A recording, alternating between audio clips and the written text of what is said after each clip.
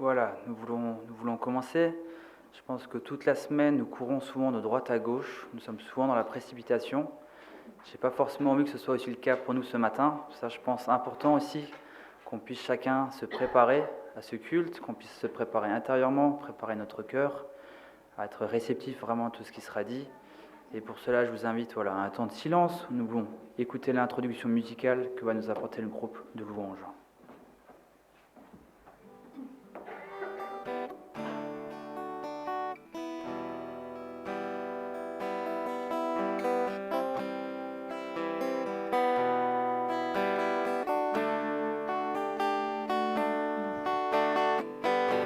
Je veux chanter un chant d'amour pour mon sauveur, pour toi Jésus. Merci pour ce que tu as fait. Tu es si précieux, Jésus mon sauveur. Je suis heureux, tu m'as donné ton nom. Je ne veux pas être ailleurs que dans tes bras d'amour, dans tes bras d'amour, tout près de toi, contre ton cœur, dans tes bras d'amour.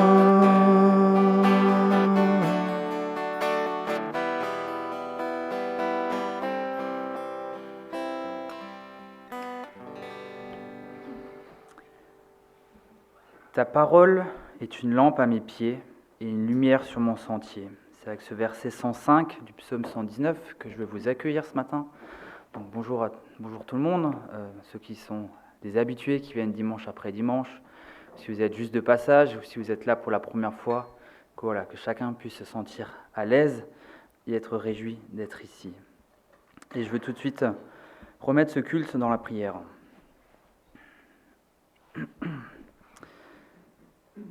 Seigneur, comme nous venons de le lire, ta parole est une lampe à nos pieds et une lumière sur notre sentier. Et je te prie vraiment que ce soit une réalité pour nous ce matin aussi, que tu puisses venir nous éclairer, que tu puisses venir nous toucher, que tu puisses nous parler, Seigneur, avec des mots simples que nous puissions retenir, mettre en pratique.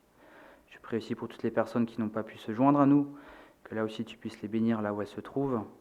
Je te prie également déjà pour l'enseignement qui sera donné pour les enfants, pour les moniteurs d'école le dimanche, également pour Daniel qui va nous apporter la prédication. Merci simplement parce que tu es avec nous ce matin. Amen. Je fais tout de suite les annonces. Alors tout d'abord, un grand merci à toute l'équipe, à toutes les personnes qui ont contribué à cette décoration de Noël. Comme vous avez pu le constater, il y a un sapin, des guirlandes, beaucoup de choses ont été mises en place. Donc merci à toutes ces personnes. C'est toujours réjouissant d'avoir une décoration pour Noël. Comme vous l'avez remarqué aussi, on est le premier dimanche d'un mois, donc ce qui veut dire que le nouveau programme est disponible, le programme du mois de décembre. Là aussi, je vous invite simplement à le récupérer si ce n'est pas déjà fait. Pour les annonces un peu classiques, je vous invite simplement à vous y référer pour retrouver toutes les informations. Sur les annonces un peu plus particulières, donc il y a le marché de Noël actuellement sur Wörth qui a commencé hier, c'est également encore aujourd'hui. Donc là, les flambeaux ont un stand, il y a aussi l'atelier bougies, donc je vous encourage à faire un tour, à faire un petit coucou, à faire des bougies, c'est toujours encourageant pour eux. Par rapport à cet atelier bougies aussi, si vous voulez donner un coup de main pour le rangement, c'est possible en fin d'après-midi. Et Daniel cherche également 2 bras forts pour demain, parce qu'il y a des choses assez lourdes à ranger. Donc voilà, si vous avez à cœur de donner un coup de main, adressez-vous directement à Daniel. Les flambeaux seront aussi au marché de Noël à Soultz. Ce ne sera bien sûr pas ce week-end, mais ce sera le 14 et 15 décembre. Donc là, ils seront à Soultz. Sinon, ce soir, vous avez la possibilité de rencontrer le conseil pastoral, 19h30, suivi de la réunion de prière à 20h. Et encore 2 annonces. Le 22 décembre, comme vous le verrez dans le programme, il n'y aura pas de culte le matin. Donc dimanche 22, pas de culte le matin, mais nous aurons la fête de Noël l'après-midi. Plus d'informations vont encore suivre, mais ce que je peux déjà vous dire, c'est qu'il faudra bien s'habiller, ce sera une formule un peu différente. Nous allons faire une balade nocturne avec des lumières, des lampions, où il y a une histoire qui sera racontée, et à la fin, il y aura aussi un petit temps de collation. Donc voilà, ce sera le 22 à 17h. Et fin du mois, le 29 décembre, nous aurons un culte de partage. Donc là aussi, si vous savez déjà que vous avez un partage à faire, vous pouvez aller voir Henri directement. Est-ce que j'aurais oublié une autre annonce? Non, visiblement pas. Dans ce cas-là, je vous propose de prendre un premier chant qui dit « Christ est la lumière ».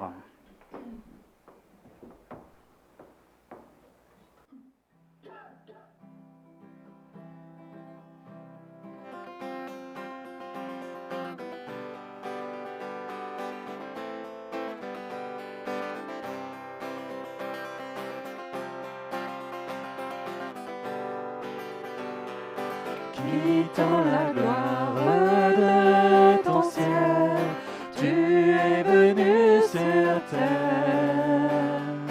Fils aimé du Dieu éternel, tes bras tu as ouverts. Ta grâce a bouleversé le cours de notre humanité. Nous crions ensemble, victoire, Christ est la lumière des mondes, que sa gloire couvre la terre, puissance infinie qui libère, son nom est saint, il est saint, il est saint. Nous les fils et les filles du roi, entonnons chaque jour un hymne de gloire et de joie, célébrant son amour. Les nations de la terre s'inclineront devant le Père. Chanterons ensemble, victoire, Christ est la lumière des mondes, que sa gloire couvre la terre, puissance infinie qui libère, son nom est saint, il est saint, il est saint, Christ est la lumière des mondes, que sa gloire couvre la terre, puissance infinie qui libère. Son nom est saint, son nom est saint, il est saint, il est saint, son nom est saint, son nom est saint, il est saint, son nom est saint, son nom est saint, il est saint, Christ est la lumière du monde, que sa gloire couvre la terre, puissance infinie qui libère, son nom est saint, il est saint, il est saint, il est saint. Vous pouvez reprendre place.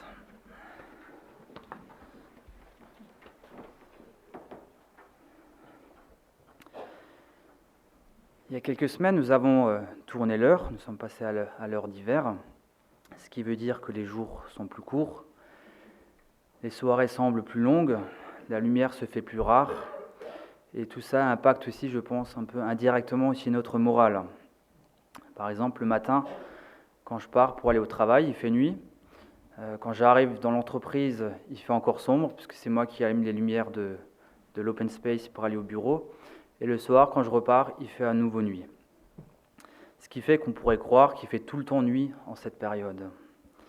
Et cette obscurité est assez déprimante aussi, je pense que c'est même prouvé scientifiquement, car on a tous ce besoin de lumière, de chaleur, de soleil. Mais dans cette obscurité, il y a quand même un avantage, et pas des moindres. C'est que dans l'obscurité, on distingue et on apprécie beaucoup mieux les lumières. S'il ne faisait pas nuit, on pourrait les voir beaucoup plus difficilement, en tout cas on n'en profiterait pas autant, et on ne pourrait pas se laisser guider par elle. Finalement, la lumière a tout son sens dans l'obscurité. Et au volant de ma voiture, matin et soir, je profite beaucoup plus de ces lumières parce que je suis dans l'obscurité. Et en ce moment, dans les villes, les villages, les mairies s'empressent de mettre les différentes décorations, les différentes guirlandes en place pour nous préparer durant le temps de l'Avent. Dans les vitrines de magasins, on peut aussi voir les différentes décorations qui sont mises. Et chaque année, les magasins doivent un peu rivaliser d'imagination pour savoir comment est-ce que je vais créer une ambiance de fête, une ambiance de joie, une ambiance qui donne de la joie. Ouais, toutes ces illuminations, toutes ces décorations sont là pour nous préparer à Noël. Car oui, Noël se prépare. Et je pense qu'il est important de se préparer à Noël. Nous le faisons tous, comme je viens de le dire, et c'est normal aussi. Noël est à la fois une journée si courte et à la fois tellement importante qu'on se doit de la préparer. Donc on le prépare en mettant les décorations lumineuses, comme je viens de le dire, en cherchant peut-être le sapin, comme certains ont pu le faire hier, en achetant les cadeaux à l'avance, en confectionnant les bredela, en faisant du vin chaud, en réfléchissant déjà qu'est-ce qu'on va faire comme menu le 24 soir, voilà, etc., etc. Mais dans toute cette liste, est-ce que nous ne passons pas à côté de quelque chose ? Est-ce que c'est finalement le plus important de se préparer à Noël comme la société nous le montre ? En tant que chrétiens, nous devons ne pas passer à côté de l'essentiel et de ne pas oublier quel est le vrai sens de Noël. Et pour ça, il est aussi important de se préparer intérieurement à cette période, préparer nos cœurs à accueillir et à fêter dignement la naissance de Jésus. Dans la société de consommation, il est souvent si facile de rester focalisé sur cet aspect que je viens de dire, un peu visuel, marketing, commercial, et finalement de négliger un peu l'aspect spirituel qui, elle, est beaucoup plus importante. Et pour nous préparer à ça, nous avons justement le temps de l'Avent, qui est justement là l'occasion d'un temps de réveil, un temps de patience, un temps de joie, un temps d'espérance, pour que justement nous soyons préparés à cette grande fête. L'Avent peut être un temps où on se prépare en famille, peut-être seul. C'est quelque chose que je vous encourage en tout cas à considérer, à prendre à cœur, de vraiment bien préparer Noël grâce au temps de l'Avent. Et un des moyens justement de nous préparer, c'est d'avoir une couronne de l'Avent. Je ne sais pas si vous en avez une chez vous. En tout cas, on en a une ce matin. Et voilà, pour être vraiment dans cette notion de patience aussi, on peut allumer une bougie chaque dimanche. Notamment aujourd'hui, c'est le premier dimanche de l'Avent. Ce qui veut dire qu'on va allumer la première bougie. Et donc je vais tout de suite le faire. Et cette bougie est aussi là pour nous rappeler que dans l'obscurité, il y a toujours une lumière qui brille. Et cette lumière, comme on l'a chanté, c'est Christ. Christ est la lumière. Et nous allons prendre tout de suite 2 chants, dont un chant de Noël. Et après, nous aurons aussi un temps de partage. Donc là, j'aimerais aussi vous encourager peut-être à partager comment vous vivez ce temps de l'Avent, comment vous vous préparez à Noël, si vous faites des choses en particulier, comment vous vivez simplement ce temps de l'Avent, ce temps de préparation à Noël. Donc, si l'une ou l'autre personne aura à cœur de partager quelque chose après ces 2 chants, vous en aurez l'occasion. Voilà, donc je vous invite à prendre 2 chants, Au peuple fidèle et Abba Père.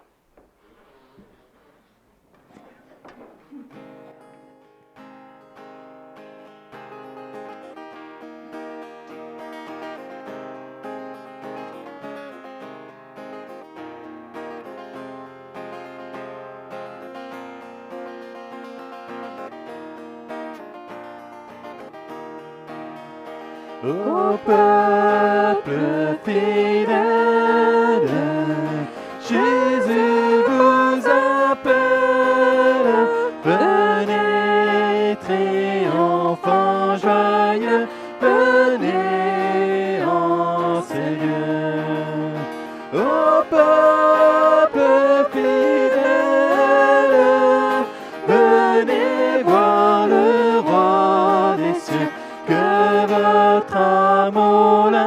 l'adore, que votre foi l'adore, et qu'elle chante encore ce don précieux. Quand dans l'imbétable froid des misérables, les bergers de grand amour lui forment une cour. Dans cette humble table, accourez à votre tour, que votre amour l'implore, que votre foi l'adore, et qu'elle chante encore sa gloire en ce jour. Il vient sur la terre fléchir la colère de Dieu, notre Créateur, sauver le pécheur. Il vient, tel un frère, votre puissant Rédempteur, que votre amour l'implore, que votre foi l'adore, et qu'elle chante encore Jésus le Sauveur.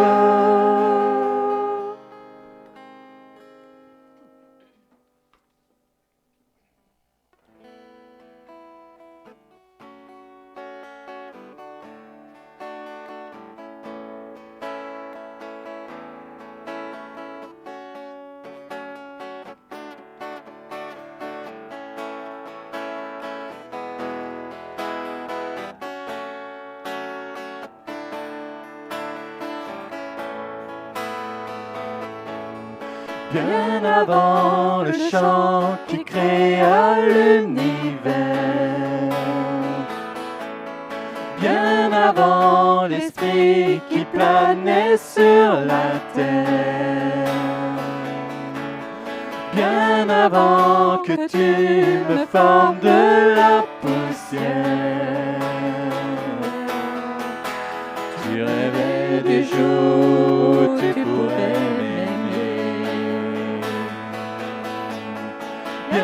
avant les premiers battements de mon cœur, bien avant que je m'éveille à ta douceur, bien avant mes doutes, mes joies et mes douleurs, tu rêvais des jours où je pourrais t'aimer. Tu rêvais des jours où je pourrais t'aimer. Abba Père, je suis à toi. Abba Père, je suis à toi. Abba Père, je suis à toi. Abba Père, je suis à toi.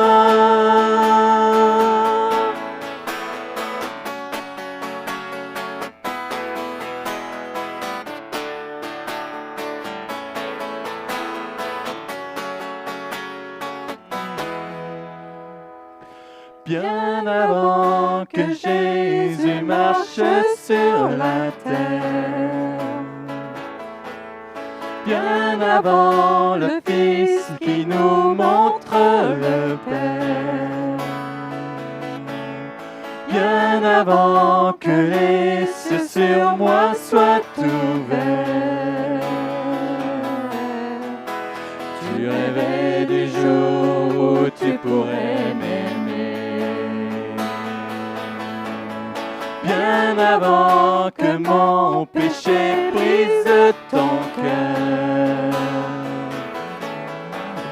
bien avant que coule le sang et la sueur.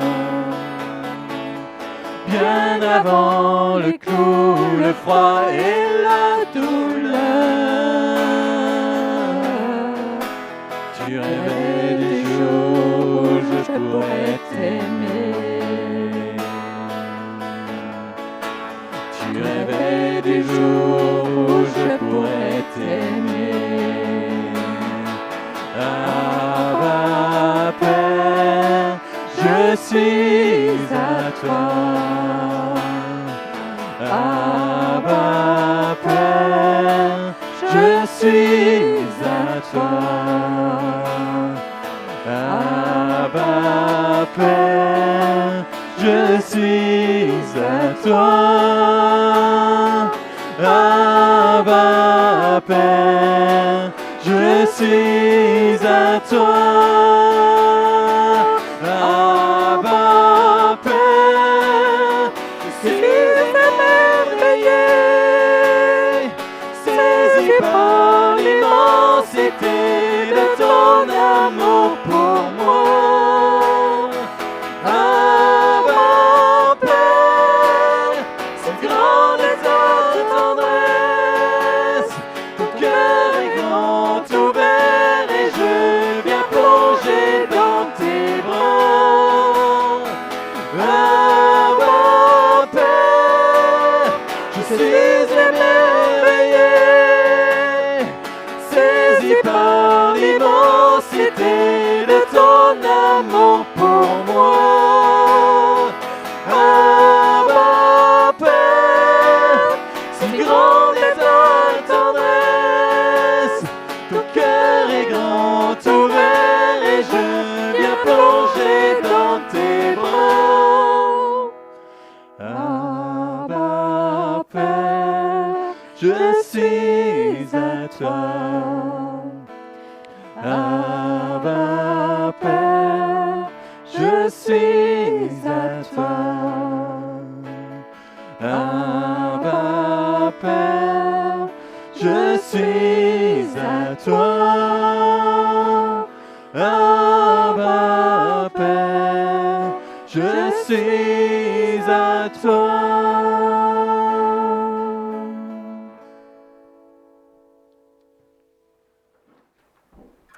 Voilà, donc si l'une ou l'autre personne a envie de partager quelque chose, je vous laisse la place.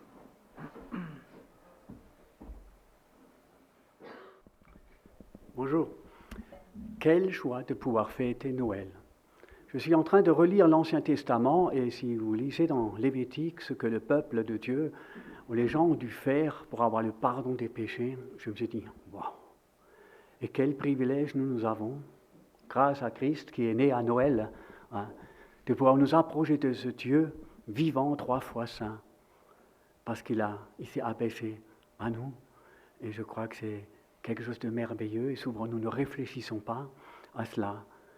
Mais quelle grâce de pouvoir à nouveau fêter Noël ensemble, de savoir que Dieu a envoyé son Fils pour nous racheter, pour nous sauver de l'enfer, de la souffrance éternelle. Voilà, c'est ce que je voulais vous partager. Que Dieu vous bénisse.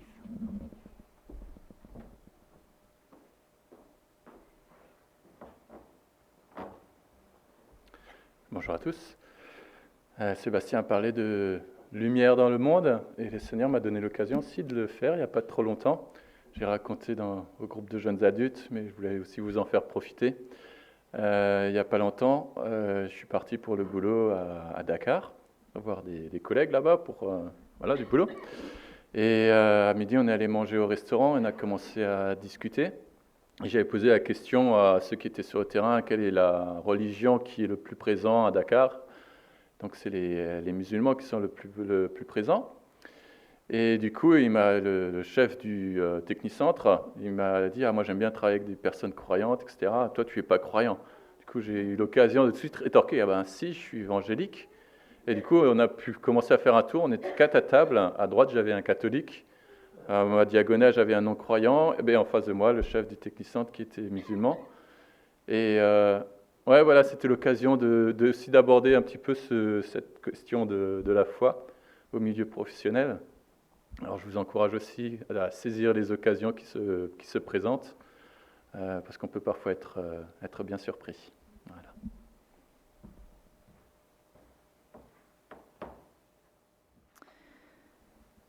Nous voulons prendre un temps dans la prière aussi, avoir un temps de prière libre. Voilà, je vous encourage aussi à prier ou à entonner un chant si vous le souhaitez.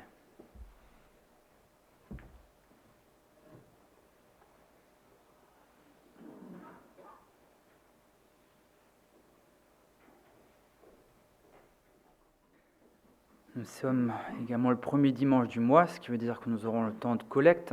La collecte ce mois-ci ira pour l'Armée du Salut, qui en cette période hivernale de grand froid, on a particulièrement besoin pour justement apporter une aide alimentaire, un hébergement d'urgence à tous ceux qui sont en grande difficulté. Donc voilà, la collecte de décembre ira pour l'Armée du Salut. Et les corbeilles vont passer pendant que nous allons prendre 2 autres chants. Et j'invite Claire pour m'aider pour la distribution.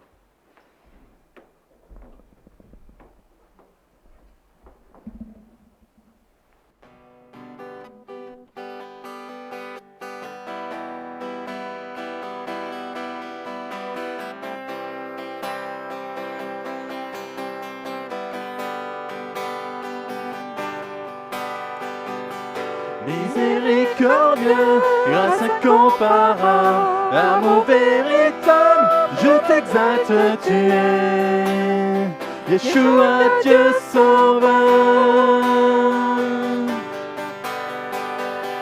Précieux Fils unique, beauté sans pareil, sagesse insondable, je t'exalte, tu es Yeshua, Dieu sauveur. Nos voix unies à celles des anges déclarent tu es le Dieu sauveur, notre Dieu seul sauveur. Ton peuple uni à tous les anges déclare tu es le Dieu sauveur, notre Dieu seul sauveur.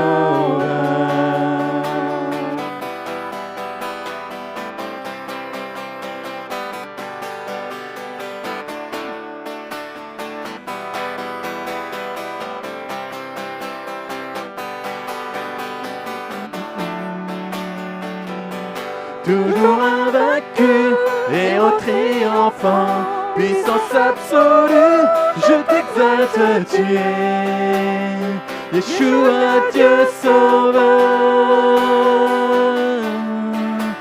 Nos voix unies à celles des anges déclarent tu es le Dieu sauveur, notre Dieu seul sauveur.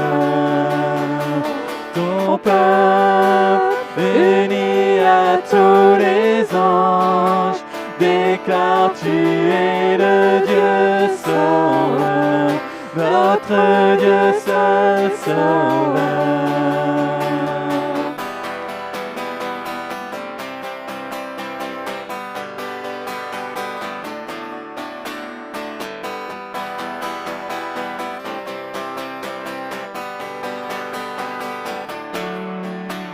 Je suis à toi, mon cœur ne bat que si tu vis en moi. Je suis à toi,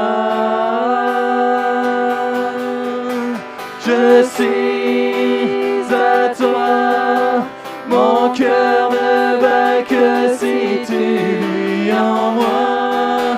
Je suis à toi.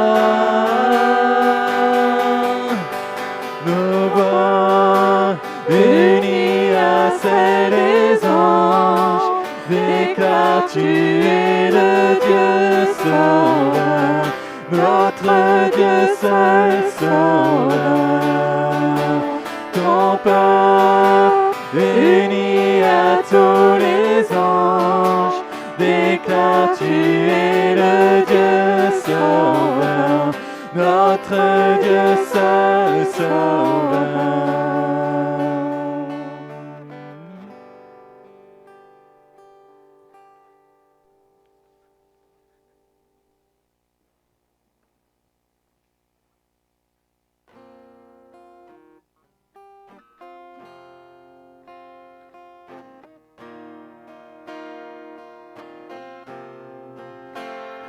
quand je sonde l'univers,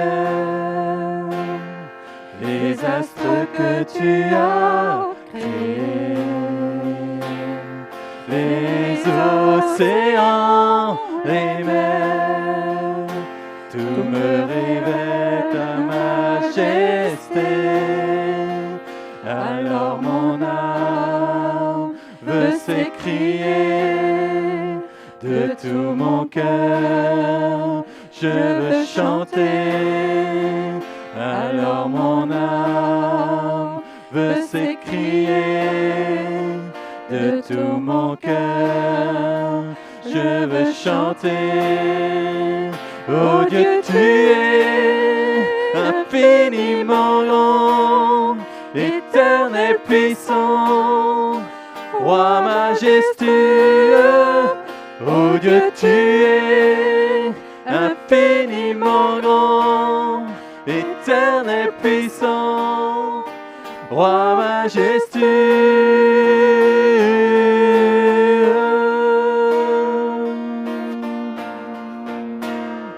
Quand je songe que tu m'as fait, que tu t'es révélé à moi,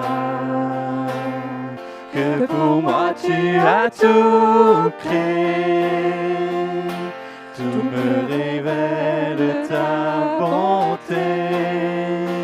Alors mon âme veut s'écrier de tout mon cœur, je veux chanter. Alors mon âme veut s'écrier de tout mon cœur, je veux chanter.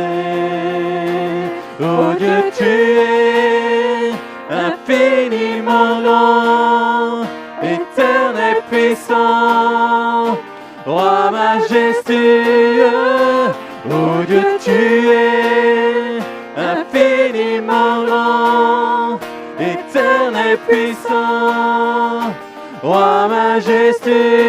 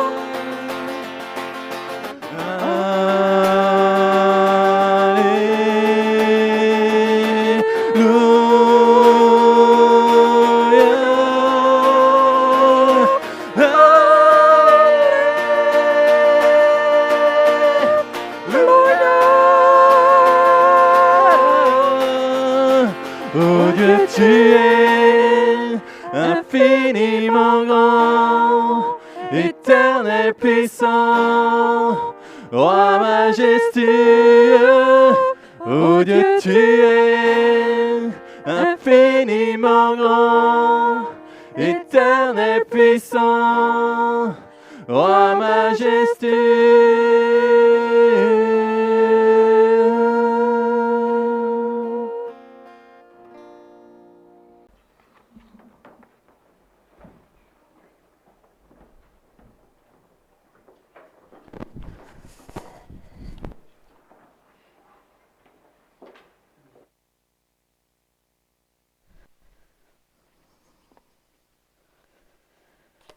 Bonjour à tous.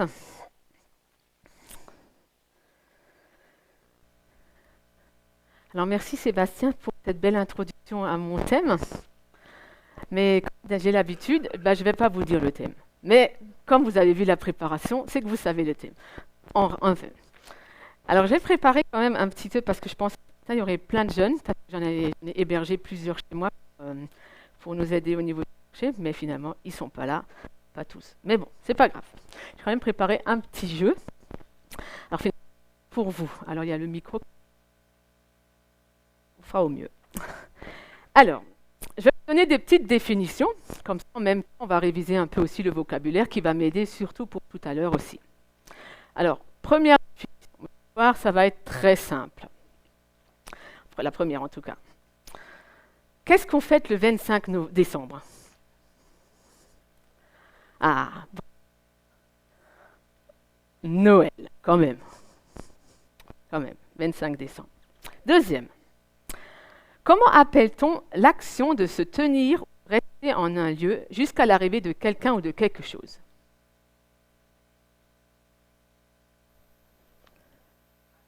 Attente, exact. Ah, vous êtes fort. Hein? Troisième, pardon. Alors, sentiment de confiance en l'avenir qui porte à attendre avec confiance. Tu l'as entendu? Super. Quatrième. Alors là, c'est un peu pour ceux qui sont forts en français. Ouais. Le présent, le passé composé, l'imparfait, le passé simple constituent les du verbe à l'indicatif. Les temps. Bravo. Et le dernier, rester volontairement éveillé pendant le temps habituellement consacré au sommeil. Bravo. Ah, et si on prend un peu les premières lettres de tout ça, ça forme le mot avant. Alors, si vous êtes d'accord, on peut considérer qu'effectivement, cette période de l'Avent, c'est à la fois une attente, à la fois veiller, dans le micro est parti, l'espérance, justement aussi, pour Noël. Mais est-ce que c'est seulement pour Noël? C'est ce qu'on va voir ce matin. Donc, effectivement, mon thème, c'est l'Avent. Mais vous allez voir, je vais l'aborder d'une manière un peu différente de peut-être vos habitudes. Alors, d'abord l'origine du mot. Alors, c'est vrai que comme on l'a vu avant, ça veut dire on attend une venue, une arrivée. Alors, en latin, on dit le mot adventus. Et si on prend le mot adventus, ça fait penser effectivement à avènement. Et donc, effectivement, l'avènement, c'est quoi? C'est quand, effectivement, quelqu'un qui a un grand dignitaire qui monte au niveau d'un État. Et ce n'est pas étonnant que, finalement, au temps des Juifs, quand ils attendaient le Messie, ils pensaient vraiment que quelqu'un viendrait instaurer, effectivement, son règne comme dans un État, qui deviendra le grand empereur, le grand roi, quoi. Mais au niveau de l'hébreu, au niveau du grec, c'est parousia. Alors, parousia se trouve effectivement plein de fois dans le Nouveau Testament. Effectivement, ça veut dire venue, arrivée, avènement, mais pas dans le sens pour Noël, pour la naissance du Christ. Mais c'est toujours pour le retour futur et visible de Jésus, c'est-à-dire quand il viendra pour rétablir son royaume à la fin des temps, où il ressuscitera les morts, il aura le jugement dernier, et vraiment, il y aura une glorieuse rencontre aussi au ciel avec tous ceux qui ont cru. Et donc, dans le Nouveau Testament, le mot « avant » n'existe pas, à vrai dire, dans le sens pour Noël. Ni même pour les églises de Paul. Je veux dire, quand il a fondé les églises au niveau de Corinthe, Éphèse et tout ça, nulle part, ils ont fêté cette période. C'est dans la tradition que finalement, cette période est et à juste titre, je veux dire, c'est bien de se souvenir effectivement de la naissance du Christ. Mais à vrai dire, cette période de l'Avent, au niveau du Nouveau Testament, le parousia, c'est vraiment pour la venue qui va venir du Christ à la fin des temps, et où il rétablira son royaume. Et donc ce matin, j'aimerais effectivement voir, comme on l'a vu tout à l'heure à travers le petit jeu, l'attente, cette veille, donc cette préparation, et aussi cette espérance que nous avons en Christ. Alors, mon premier point, l'attente. Oui, mais laquelle? Alors, je pense que vous êtes un peu comme moi, peut-être un peu, on verra. Attendre, ce n'est pas notre fort. des gens qui sont vraiment super doués dans l'attente, qui vraiment ne s'énervent jamais quand il faut attendre, qui ne tournent pas des pouces, qui ne taponnent pas des petits pieds. En général, on n'est pas très fort dans l'attente. Je veux dire, il y en a qui sont un peu plus mieux, je veux dire, qui arrivent plus longtemps à tenir pour attendre, qui ne s'énervent pas trop. Certains sont dans certains domaines qu'ils arrivent à bien tenir, d'autres absolument pas. En tout cas, l'humain, normalement constitué, attendre trop longtemps, ça va être compliqué. Ça va être compliqué. Je suis dans le même cas que vous. On se ressemble donc, c'est bien. Mais, si on reprend un peu par rapport à la naissance du Christ, et là, c'est pas la semaine dernière, j'ai eu un peu peur que Daniel me dévoile mon sujet d'aujourd'hui, mais ça va, il s'est quand même limité très peu. Par rapport à l'attente du Christ, comme il l'a souligné, effectivement, la première fois qu'on voit cette attente, c'est dans Genèse 3, versets 14 à 15, tout de suite après la chute. Oui, effectivement, Dieu dit au serpent que je mettrai l'hostilité entre toi et la femme, entre ta descendance et sa descendance. Celle-ci t'écrasera la tête et tu lui blesseras le talon. Donc vous voyez, ça c'est la première fois qu'on entend parler effectivement qu'il y a quelqu'un qui va venir, donc la postérité de la femme, qui écrasera donc Satan. Et c'est le temps de ce verbe-là, effectivement, c'est en l'imparfait pour une action qui va être en voie d'accomplissement, donc qui n'est pas encore fait. Alors, est-ce que vous savez un peu dans l'Ancien Testament qui sont les prophètes ou n'importe quel personnage qui parle de cette attente de Christ? Ésaïe, Michée, oui, Michée. Alors, Michée est très connu, et Bethléem, Ephrata, oui, tout à fait. Et vous savez qui est le plus grand personnage ou le plus grand prophète qui a parlé de la naissance du Christ? C'est Ésaïe. Tout à fait. Ésaïe, c'est vraiment le prophète qui, dans tout son livre, a parlé effectivement de cette venue, de ce loin de l'Éternel qui viendra effectivement déjà comme un bébé. Et puis, il a vraiment été dit qu'on mettra un monde un fils et on l'appellera Emmanuel dans Ésaïe 7, verset 14. Alors, qui est Ésaïe? Ésaïe, c'est le fils d'Amoth. Vous le connaissez, Amoth? Moi non plus. Donc, ça va. Non, il n'est pas vraiment connu dans la Bible. En tout cas, Ésaïe est le fils d'Amoth. Et il est bien sûr donc connu comme l'auteur du livre d'Ésaïe. Alors, qui a eu un grand période de prophète, où il a prophétisé beaucoup, à la fois sous le règne du roi Osias, Jotham, Akab, Ézéchias, Manassé. Enfin bref, il a vraiment eu un long ministère de prophétie. Et vous connaissez un peu le contexte de son livre? En tout cas, le contexte de son livre était une époque de grande turbulence, à la fois politique et sociale. Je veux dire, le royaume était menacé par des menaces extérieures comme l'Assyrie. Vous voyez, un genre de petit Napoléon qui voulait étendre son royaume. Donc, il cherchait vraiment à prendre toutes les terres. Et donc, il s'est attaqué aussi au royaume de Juda. Il y avait aussi des conflits à l'intérieur du pays. En tout cas, c'était un moment de grande turbulence. Et c'est donc dans ce contexte-là que Ésaïe, effectivement, il parle de cette naissance, de ce enfant qui nous est né, un fils nous est donné. La souveraineté reposera sur son épaule. On l'appellera admirable, conseiller, Dieu puissant, Père éternel, prince de paix. Bien sûr, Ésaïe ne s'est pas arrêté que là, il a aussi parlé de jugement, et donc il a appelé vraiment tout son peuple aussi à se reconvertir vers Dieu, à se convertir vers lui, à repentir, et donc la rédemption avec Ésaïe 53, cet homme de douleur effectivement qui viendra. Mais ce qui m'a surpris dans ce livre Ésaïe, pourquoi maintenant je dépeins un peu aussi le contexte, tout ça, et par rapport à ce verset que j'ai cité dans Ésaïe 9, verset 6, « Car un enfant nous est né ». Quand on prend le temps de verbe, c'est un temps qui est déjà accompli. Un enfant nous est né. Si moi je dis à mes enfants, voilà, un enfant m'est né, ils attendent quoi? Ils attendent un bambin là qui est en train de crier. Or là, le temps est vraiment quelque chose d'accompli, mais il n'y a pas d'enfant. Pas pour le moment. Alors que la suite du verset, c'est marqué, il sera un conseiller. Ça, c'est normal, puisque quand il naît bébé, il ne va pas tout de suite devenir conseiller. C'est normal. Il y a forcément un temps où ça va s'accomplir. Mais là, ce qui m'a surpris, malgré que Ésaïe avait vraiment reçu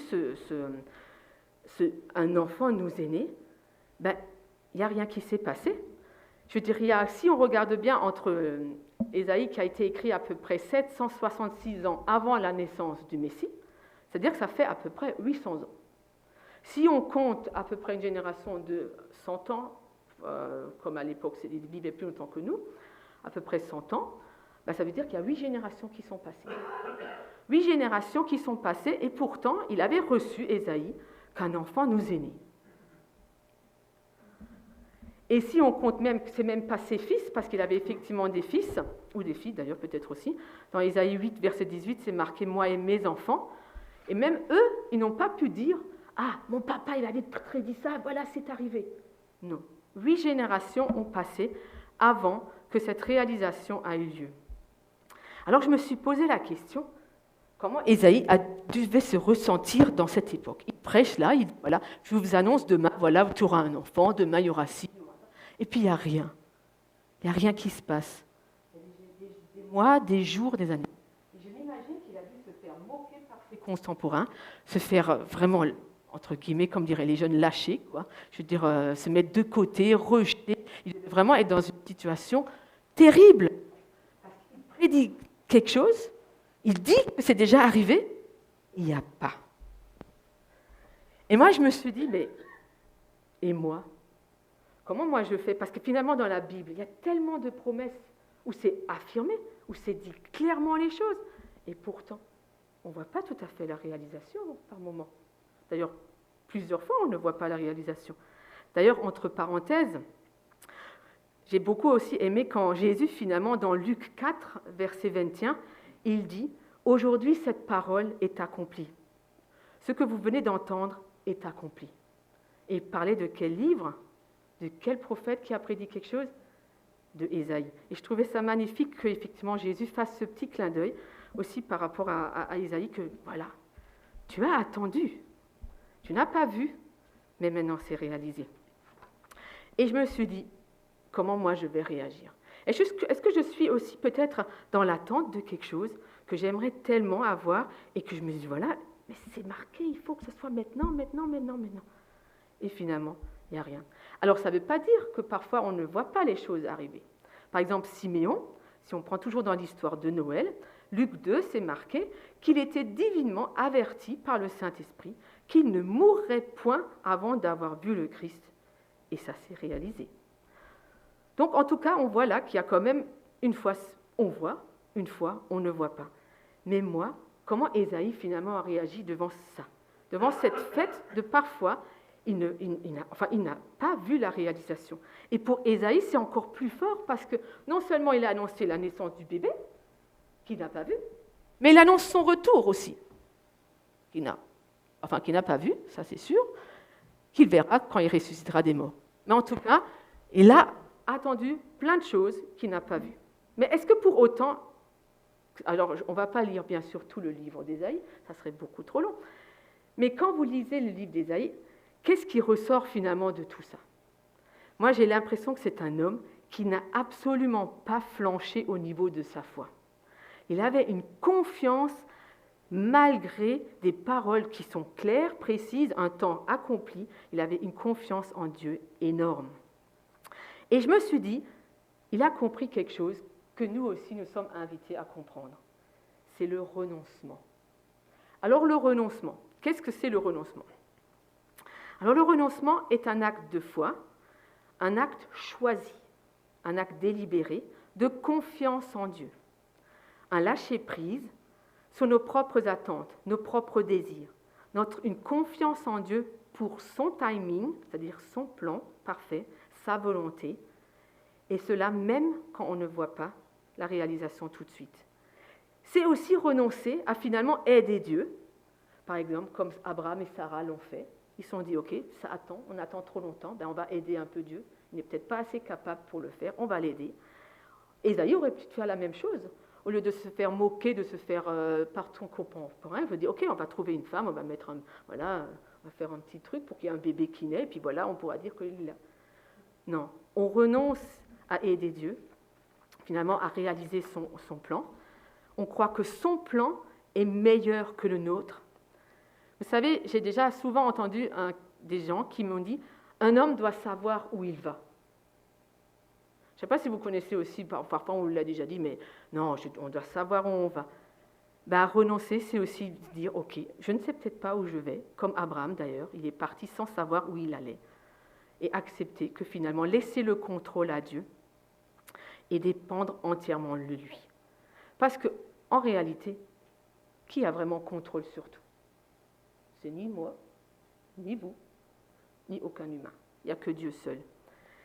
Et c'est vrai que finalement, c'est comme un peu aussi renoncer à sa propre justice.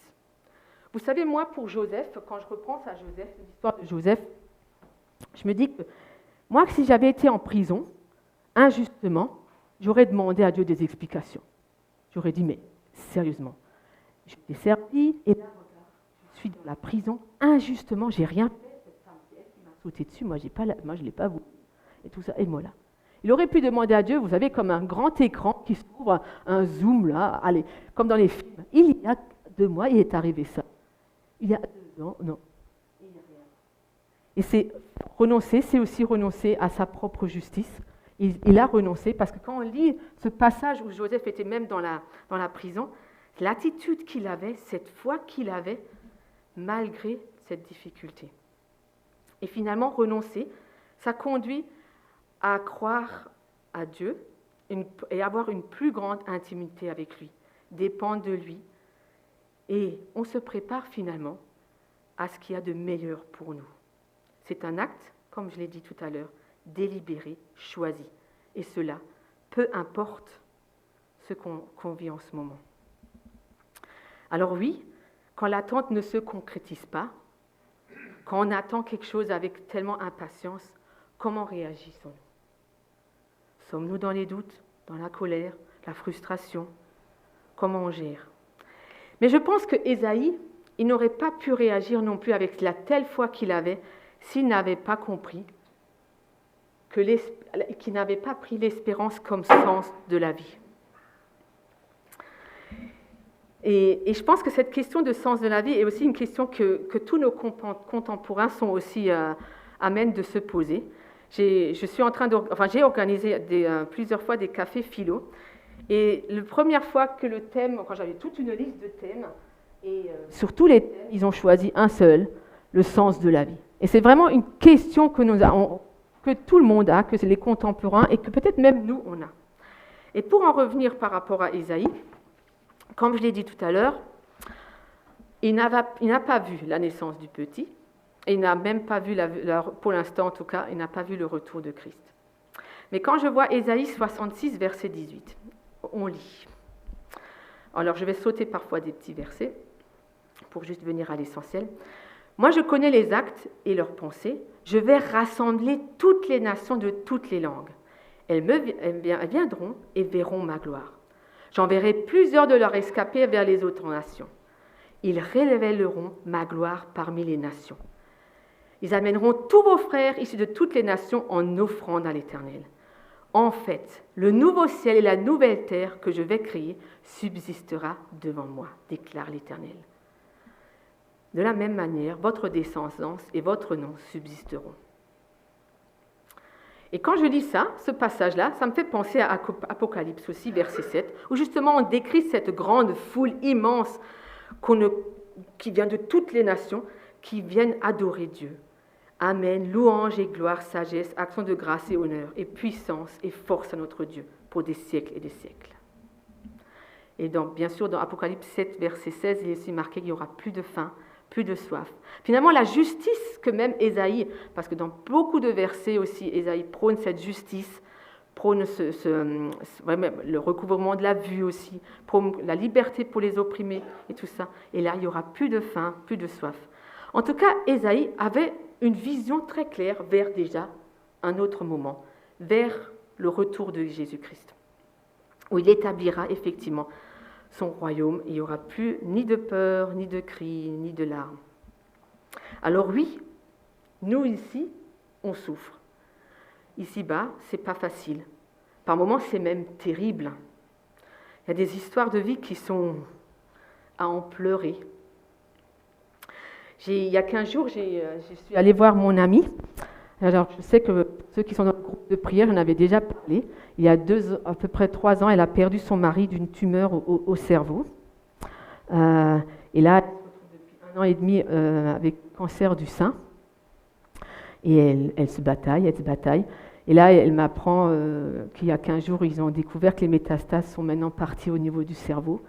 Donc, entre le foie, les poumons, les os, maintenant c'est au niveau du cerveau.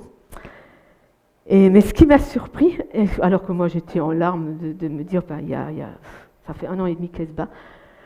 Et là, elle me dit, mais tu sais Daniel, le meilleur est devant nous.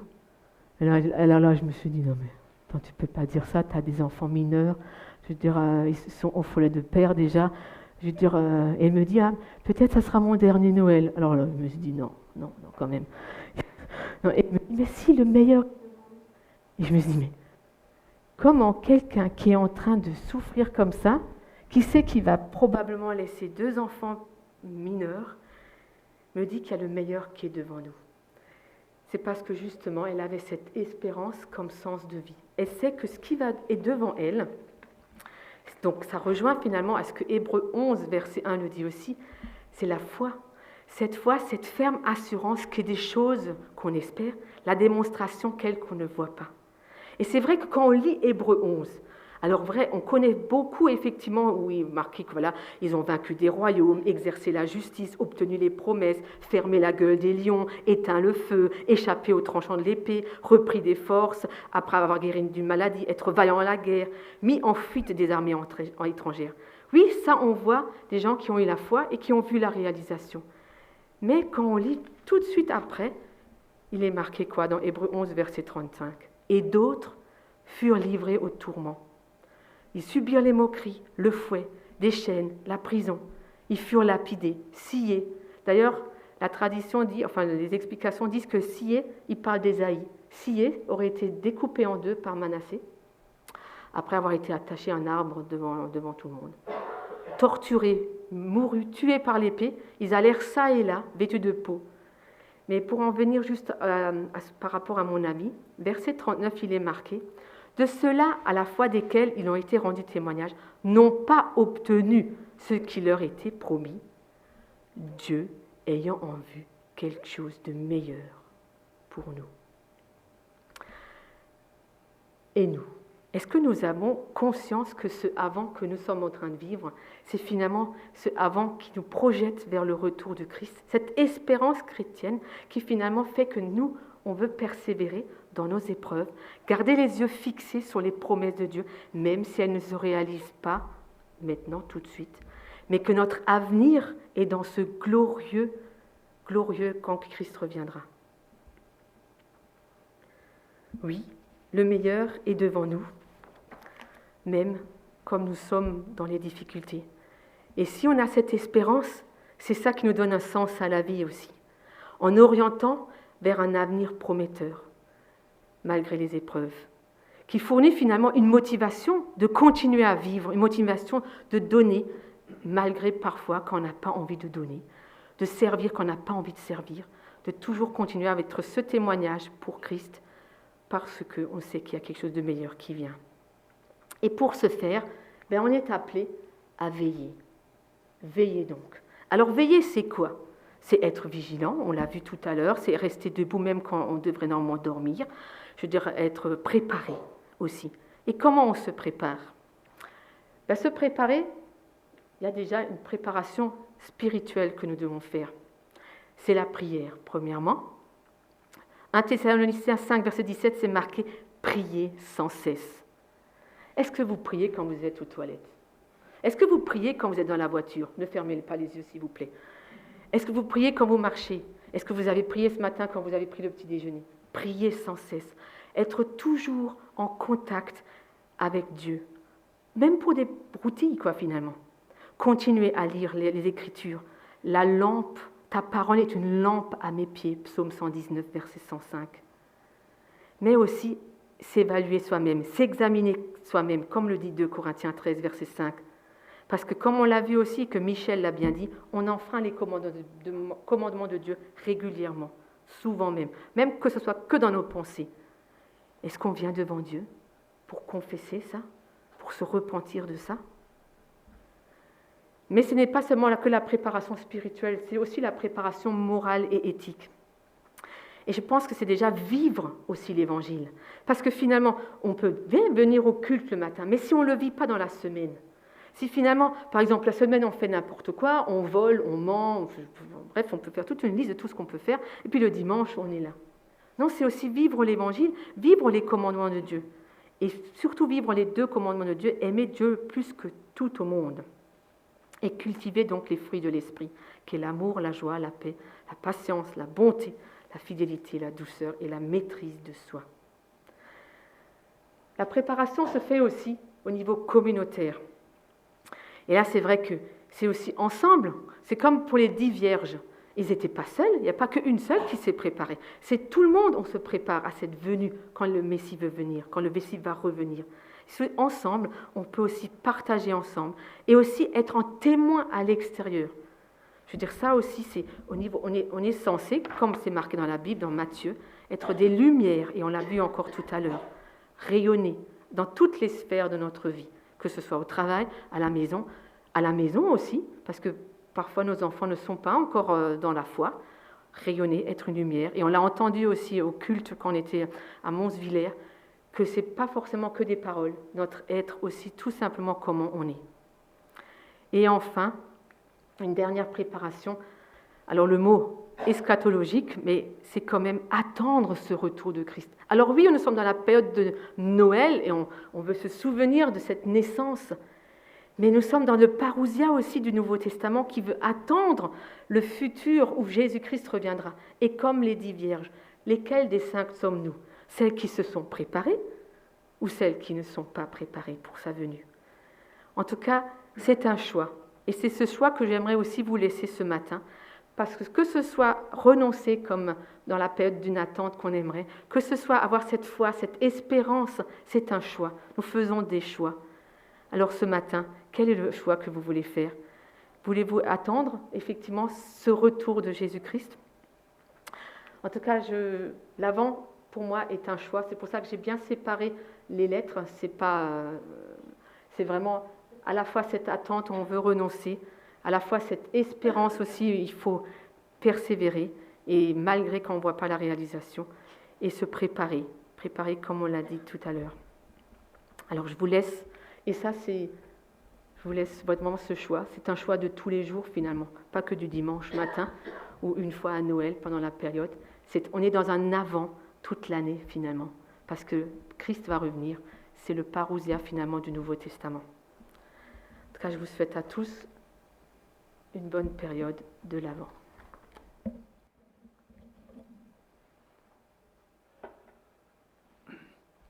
Merci beaucoup Daniel pour ce message qui interpelle, qui fait réfléchir. Nous approchons vers la fin de notre culte et nous voulons encore prendre un dernier chant qui est le Notre Père, et je vous inviterai à vous lever.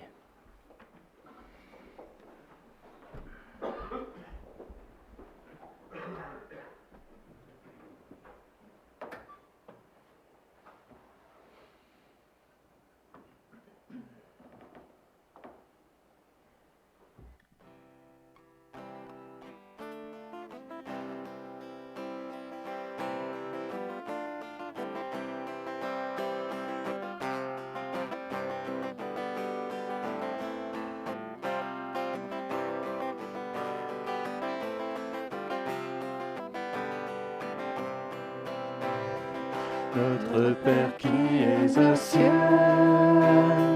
que ton nom soit sanctifié, que ton règne vienne, que ta volonté soit faite sur la terre comme au ciel. Donne-nous aujourd'hui notre pain de ce jour. Pardonne-nous nos offenses, comme à ceux qui nous ont offensés. Ne nous laisse pas entrer en tentation, mais délivre-nous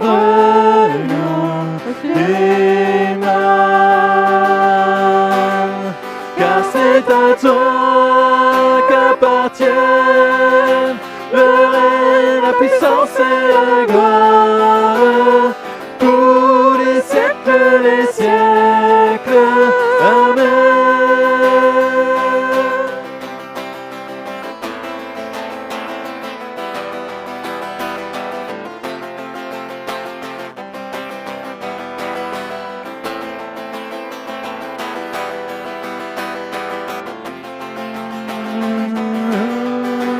Abba Père, Abba Père, Abba Père, Abba Père, Abba Père, Abba Père, Abba, Abba, Abba Père, Abba Père, Abba Père, Abba Père, Abba Père, Abba Père, Abba, Abba.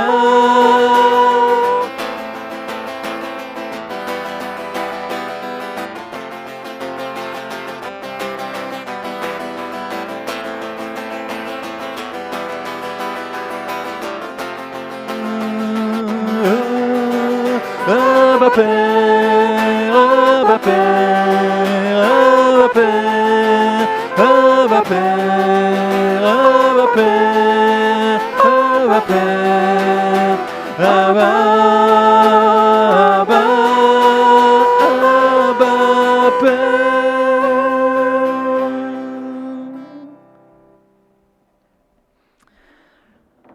En parole d'envoi, je cite le verset du mois de décembre que l'on peut lire au verset 5 du psaume 84. « Heureux ceux qui placent en toi leur appui, ils trouvent dans leur cœur des chemins tout tracés. » Je souhaite à tous un bon dimanche.